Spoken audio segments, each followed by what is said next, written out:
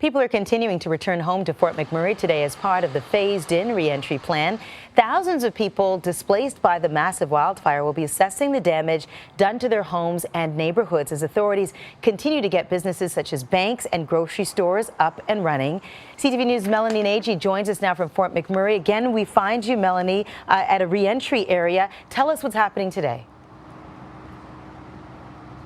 Well, yesterday Zone 1 went home, and those were people living in the downtown core, and they estimate that about 14,000 people live in that area. Where I am now, this is Zone 2, and it's estimated that up to 40,000 people live in this area, and it's quite spread out. There's apartments, there's townhouses, there's single-dwelling homes, there's businesses, so it's quite a large area. So the expectation is today there'll be an increased amount of traffic in this area, more people in the downtown core, and they are expecting more people to return. For those people who've already gone home yesterday, it was quite an emotional day. A lot of people glad to be back. So today, more people expected, and they'll be going home to see what state their home is in, if there's any smoke damage, and they'll also, as you mentioned, be looking at their community, because this is still a place that it's not a fully operational city at this point.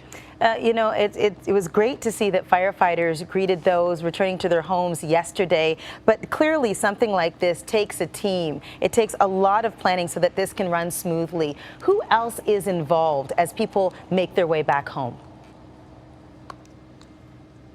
There are so many people involved in this re-entry process. And for example, we spent part of our day yesterday, which is a small part of a crew that's a part of this overall response, a utility crew, a gas company. We went with them. Their job, for example, they have to get gas back to 20,000 customers. So there's so many different levels. You have emergency responders, you have different utility groups, you have businesses, you have city officials. All of these different organizations are working together and have been for weeks now on this re-entry plan. I mean, this is something they've been working hard at, and so far it's been going relatively smoothly. That's what officials say, but there's still several days to go, and as we know, not everyone will be able to go home through this re-entry process. We know that there are some communities that are just too damaged. Even if their home has been undamaged by the fire, they won't be able to return because it's just too dangerous at this point. So this will still be a lengthy process and will require continued cooperation. Yeah, and that has been echoed by Rachel Notley, who said, yes, it's going to take patience, and it's not a matter, of days, it's a matter of months and sometimes years in some cases for things to get back to normal. What about air quality? We had heard that it needed to be about a 3 for pregnant women, kids under 7 to return. What's the situation now, Melanie?